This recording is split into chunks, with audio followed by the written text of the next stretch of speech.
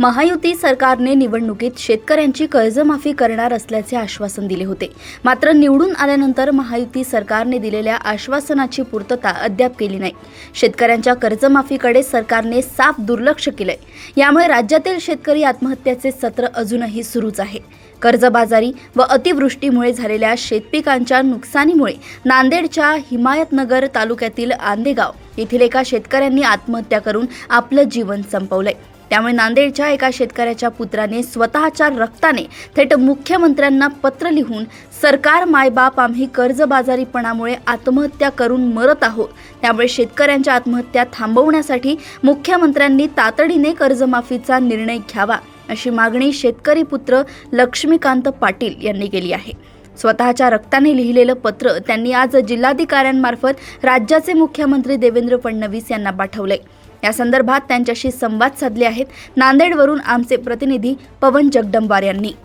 सरकारने निवडणुकीच्या पूर्वी जे आहे ते शेतकऱ्यांची कर्जमाफी करण्यात येईल असं आश्वासन दिलेलं होतं. मात्र अद्याप जे आहे ते शेतकऱ्यांची कर्जमाफी करण्यात आलेली नाही. त्यामुळे जे आहे ते मोठ्या प्रमाणात अजूनही शेतकऱ्याच्या आत्महत्या सुरू आहेत.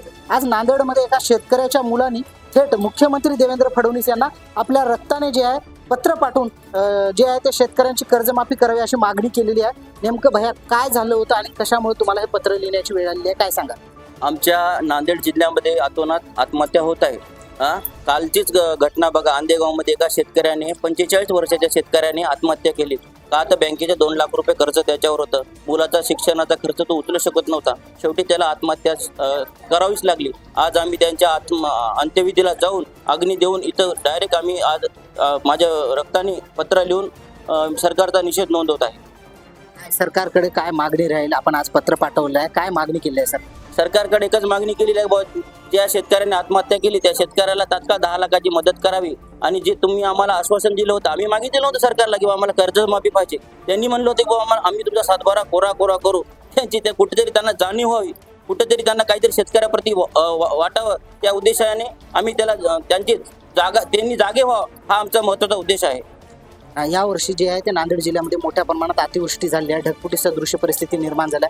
मोठ्या प्रमाणात शेतकऱ्याचं जे आहे ते अतोनात नुकसान झालेलं आहे. अनेकांच्या जमिनी खरडून गेल्या आहेत, अनेकांच्या घरात पाणी शिरलेलं आहे. आणि आता अजून त्याच्यामध्ये जे आहे ते शेतकऱ्याच्या आत्महत्या होत आहेत. आणि त्या अतिवृष्टीग्रस्त जे शेतकरी आहेत त्यांना सुद्धा नुकसानग्रस्त शेतकऱ्यांना अद्याप मदत मिळाली नाही. काय सांगा? अहो काय सांगू साहेब, आता तुम्हाला एवढी दयनीय अवस्था आहे. पहिला कोरडा दुष्काळाने गेलो, नंतर ओला दुष्काळाने गेलो. पहिली पेरणी गेली, दुसरी पेरणी गेली. आता शेतकऱ्याच्या हातात काहीच नाही. नुसते त्या शेतामध्ये जो माल राहते तो त्या माला सर्व बुरशी लागलेली आहे. एवढी दयनीय अवस्था आहे शेतकऱ्याची. आता काय सांगू काय नाही. घरामध्ये सुद्धा जो साठा होता तो सुद्धा महापुरानं वाहून गेलेला आहे. शेतकऱ्याजवळ काहीच राहिलं नाही. शेतकऱ्याजवळ फक्त त्याच्या अंगावरचे कपडे राहिले. आता दुसरं काहीच नाही शेतकऱ्याजवळ. आता आमच्या माध्यमातून तुम्ही सरकारला, मुख्यमंत्र्यांना काय सांगा? सरकार मायबाप सरकारला माझी एवढीच विनंती आहे, तुम्ही जे आम्हाला वादे केले होते ते वादे आमचे पूर्ण करा. आमचा सातबारा कोरा करा. पीक विमा शेतकऱ्याला तात्काळ द्या. 500-1000 रुपये विमा मिळत आहे साहेब आम्हाला शेतकऱ्याला. काय द्यायनी अवस्था आहे का? मजाक लावली का आमची? आम्ही वाचलो तर तुम्ही आम्ही जर मेलो तर काय खाणार आणि काय करणार? शेतकरी बळीराजाकडे लक्ष द्या. बळीराजाचा तुम्ही जीव वाचवा. हेच माझं सरकारकडे मागणं आहे.